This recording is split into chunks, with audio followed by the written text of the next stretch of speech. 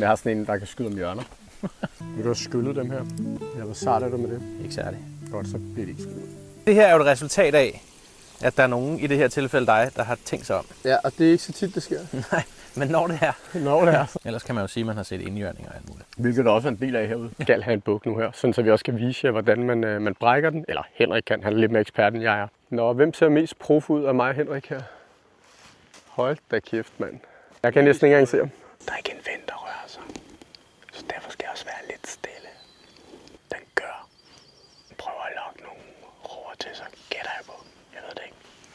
Det er her, hvor min tålmodighed bliver sat på en prøve. Det er det, jeg skal øve mig i at bare sidde stille og nyde naturen.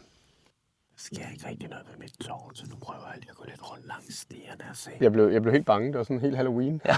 Hvad fanden er det, der kommer nu, ikke? Er det ikke egentlig vores nationaldyr? Er det ikke det, Jan? Det var det. Det er jo blevet en svane, men jeg ved ikke om Det er jo nationalfuglen. Nå, okay.